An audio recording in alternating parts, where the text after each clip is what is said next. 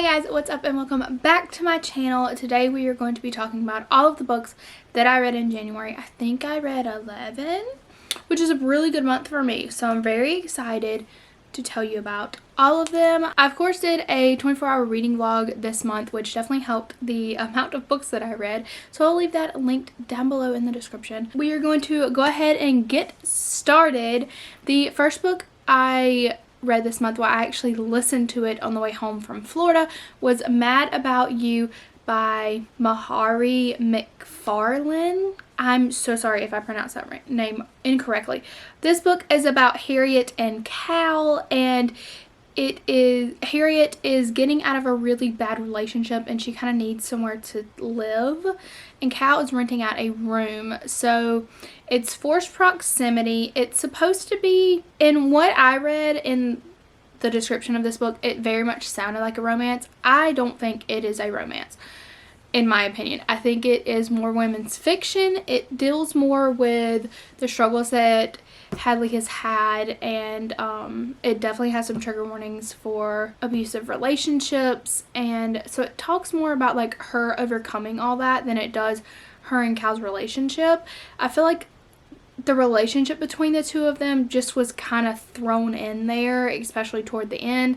It wasn't like built up at all. I gave this 3.5 stars. I wasn't crazy about it. It was in third person, which was fine because I was listening to it. I would rather have it not been promoted more as a romance book, and I think I would have liked it because I went into it thinking it was going to be a romance. So like I said, 3.5 stars. I was just kind of indifferent about it. I didn't hate it, did not love it. The next book that I read was Sinner by Sierra Simone, and I loved this. I gave it 4.75 stars. It was, I'm trying to be more strict about my 5-star reads this year, and I literally loved this so much. The spice is so good. I just wish that the only reason it didn't get 5 stars is I wish we would have seen just a little bit more of like the sweet kind of build of their relationship. It was very much a sexual relationship, but this is about Sean and Zenny, and this is the second book in the Priest series by Sierra Simone. I loved Priest. I think I gave it 4.25 stars, but Sean is very much against religion. He doesn't believe in it, and Zenny is wanting to become a nun. She wants to kind of have like a romantic relationship with someone before she does this. So she comes to Sean and is like, basically, I want you to be my boyfriend for a month before I go in and commit to being a nun. So that is what this is about. If like religion's a touchy subject for you, you're not gonna like this series, you're not gonna like these books. It is age gap, it is best friend sister, it is teach me, it is interracial, and it is billionaire. Sean is a billionaire. So it's all of the good things. Like I said, I really love this. The spice is so freaking good. Sean's mouth is dirty. Like, oh boy. Sean's mouth. He's got a mouth on him. Boy, oh boy. But I really loved it. I loved how it ended. I loved Sean's growth through this book. It was really, really cool to see. Definitely some trigger warnings in this, like heavy ones, so definitely look them up. I don't like really telling you the trigger warnings. I'd rather you look up trigger warnings because sometimes trigger warnings can be spoilery, in my opinion. So definitely look up the trigger warnings for this one if you are sensitive to certain topics. I definitely loved Sinner. I liked Sinner more than I liked Priest, for sure, but I'm very excited for the next book. I'm very excited for Saint. Then I read the Heartstopper Yearbook. Emily has my copy, so I do not have it with me, but it was really cute. It just kind of like goes through and tells you more about the characters, more about how Alice created them, why that she created them, just the Heartstopper series kind of being born, and it was a really cool like look inside that series. I really love the Heartstopper series, and so it was really cute way to like get a look inside. I gave it 4 stars. I mean, it's hard to rate something like that because it's not really a book you're reading. Then I read The Layover by Whitney G. The copy I have is called The Last Resolution, but it is called The Layover now, which makes more sense. I mean, it all makes sense. Both of the titles make sense, but it is called The Layover now. This was just a quick novella, and I gave it 3.75 stars. Whitney G wrote Turbulence, which I really, really loved Turbulence, but I feel like this had so much potential, and it would have been a really good full-length novel. I feel like I say that about so many novellas, but I feel like it was rushed. The story was rushed, especially in the last like 2 chapters. The story was so rushed because it's a novella. This is about Paris, I think is her name. I honestly don't even remember the guy's name. But she is one who likes to write resolutions down every year at the beginning of the year. And every year she says she's going to dump her boyfriend because he's not that great. So she decides that she's finally going to do it. She kind of leaves abruptly, and this guy sits next to her on the plane, and she ends up having a layover in his town and then gets snowed out, so she ends up having to stay with him. It's spicy, so if you're just kind of like wanting to read something really quick, this would be good. But like I said, the ending is so abrupt, and like I did not like that at all. That's why it got 3.75 stars instead of like 4 to 4.5. I would have rather have seen them just kind of go their separate ways at the end after a really cute like weekend together than have the epilogue, if that makes sense. So 3.75 stars for this one. And then I read Maggie Moves On by Lucy Score. This was our book club book for the month, and I loved it. This was so good. This was my first Lucy Score book. It is in third person, but it is in third person that I can get behind. I was so scared when I found out that this was in third person, but I really, really loved this book. It is so cute.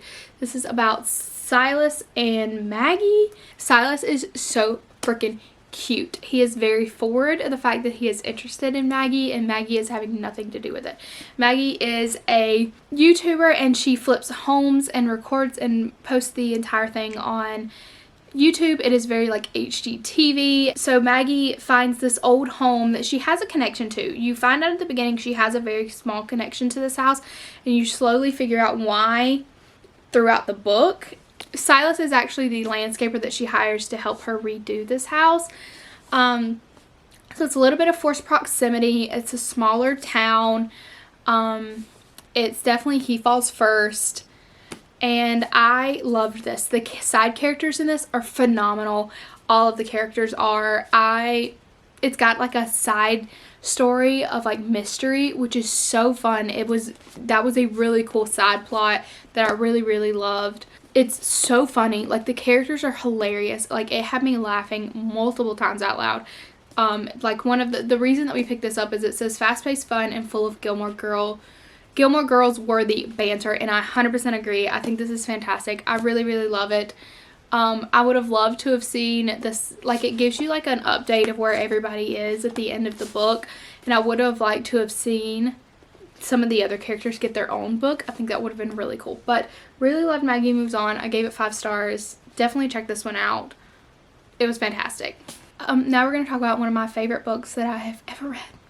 This is going to go on in my top 5 for sure of my favorite books ever. Black Ties and White Lies.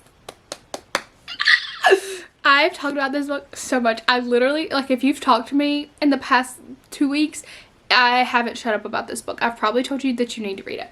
This is Black Ties and White Lies by Kat Singleton. As I'm filming this on February 2nd, it is currently out now. I got an ARC for this, and I'm so grateful for the ARC. I had to order a physical copy. I actually ordered 3 physical copies. This is actually going to be in a giveaway on my Instagram, so make sure to keep an eye out for that.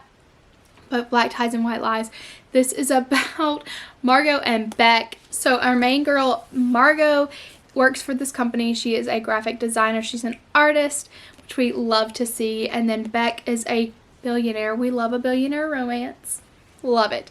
So he actually ends up buying the company that Margot works for so that he can talk to her. He needs to speak to Margot for a very important reason, which is he needs her to be his fake fiance. He has a bad boy reputation. He has a reputation of sleeping around a lot. So the board of his company wants him to clean up his act. So he decides he needs a fake fiance, and who better to do it than Margot? How does he know Margot, you ask? It's his little brother's ex-girlfriend. So this is billionaire romance. It is forced proximity. It is fake dating / fake fiance.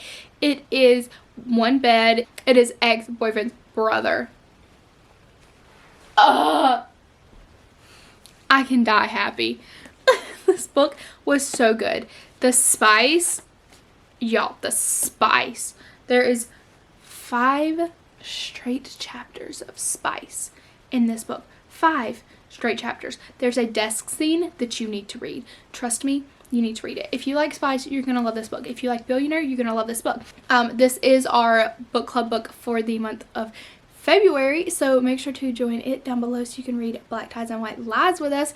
I also am going to be doing a live on Instagram with Kat today. It is Saturday, February 4th is the day I'm posting this, so there is going to be a live tonight at 9 p.m. Eastern Standard Time on my Instagram. We're going to chat with Kat. That's so cute. We're going to chat with Kat about Black Ties and White Lies and everything about that. So if you have any questions for her, make sure to leave them down below or join us and ask them then. So this is Black Ties and White Lies. I'm so obsessed. Beck's inner monologue in this is fantastic. He's so sweet. Like, he has such a sweet side. And then she's such a smartass, and I love that about her. Like, she stands her ground. She is not afraid to tell him what she thinks. And it's definitely Guy Fawkes first, which I love. So Black Ties and White Lies, it is such a freaking good book. Also, we're all about Margot getting with Beck. I know some people are going to be like, my ex's brother is kind of taboo. Her ex was a jerk, so we are all about her being treated good, even if it's by another Sinclair brother.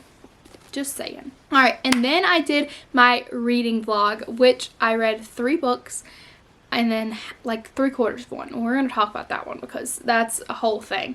I started off my reading vlog with reading The Upside of Falling by Alex Light. This was a Wattpad book, and it was really cute. It was like a little YA romance, fake dating. I love a fake dating. And it's Becca and Brett. It does have some heavier topics that you definitely want to look up some trigger warnings for. I always look up trigger warnings for every book I talk about, but this one does have some heavier topics, especially for a YA book. Like, these kids are going through it. These kids are going through it to be in like high school. But this was really cute, really good. I think I gave it 4.5 stars. I think I gave it like 4.5 stars. It was really cute. Their romance was adorable. It was a cute little YA book. But I definitely think that you would like this. I'd love to see more of like where they are now. Like, I'd love to see another book of them just again like 5 years in the future when they're a little more mature. But this was really, really cute.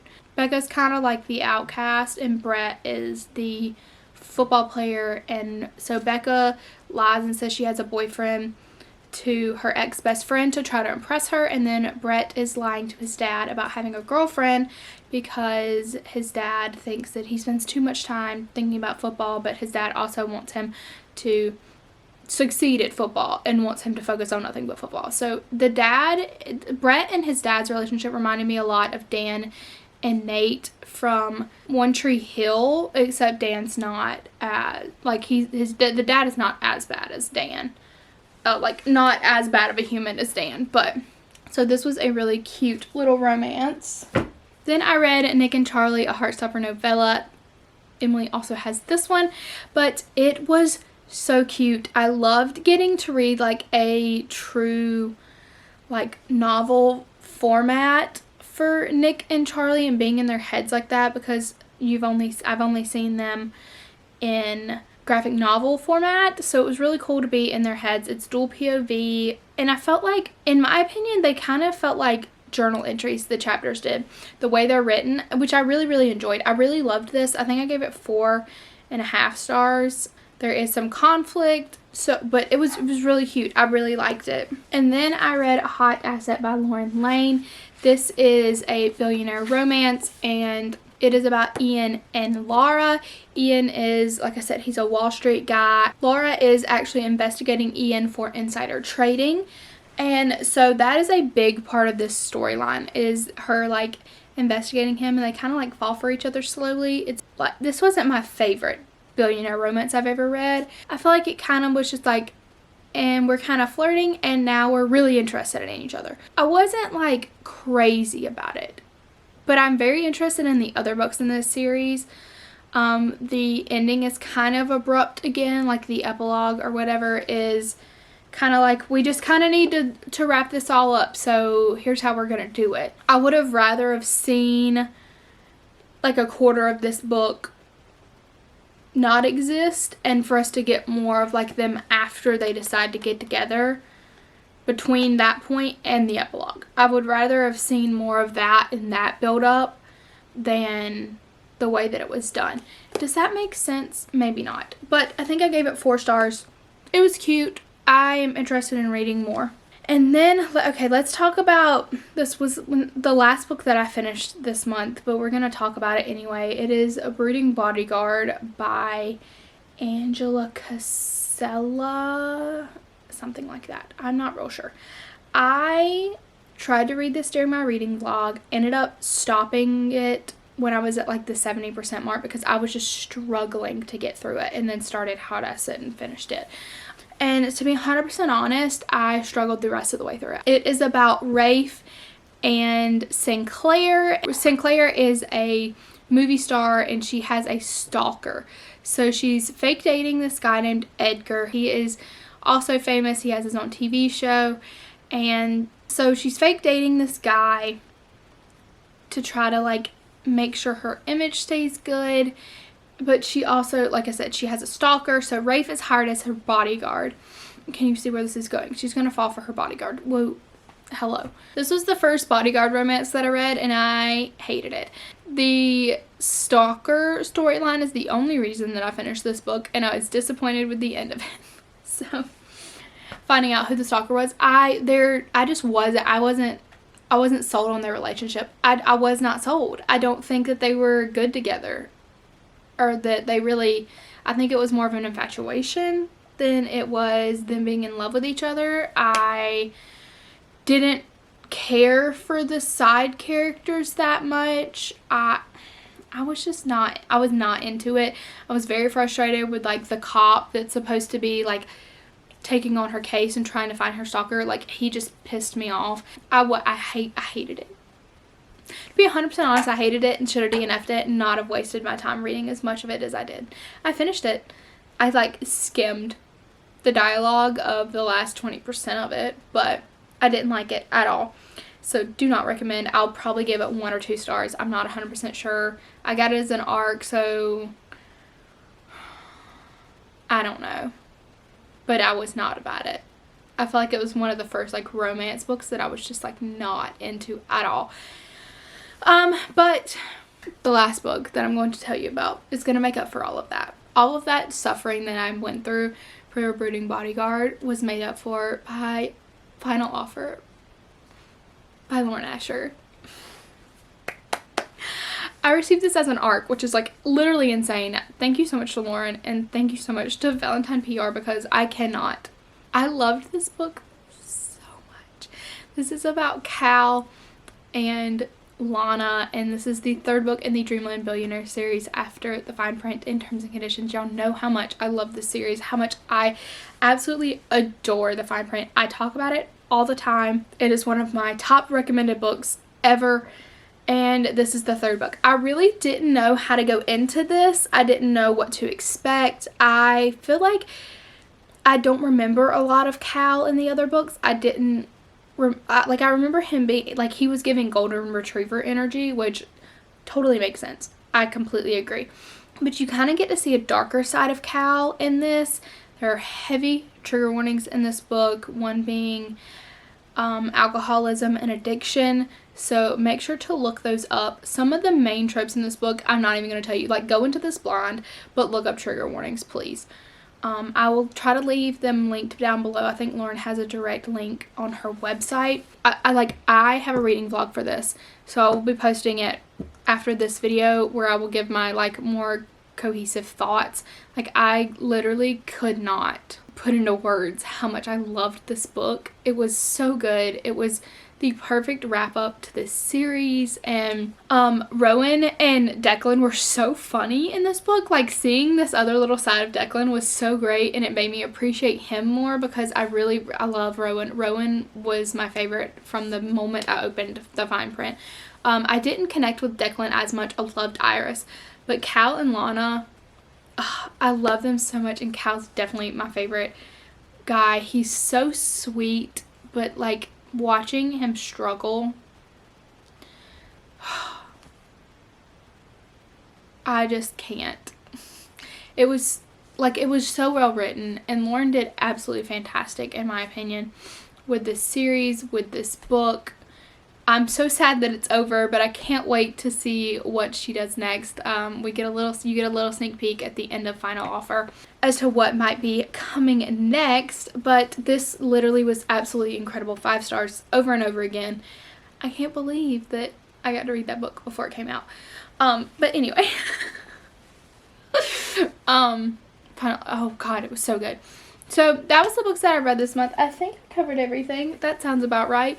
If I forgot something, I'm sorry. I'm kind of all over the place today. But that was the books that I read. I had some really good ones and some very bad ones. So it was kind of like, I feel like the really good ones were really good though.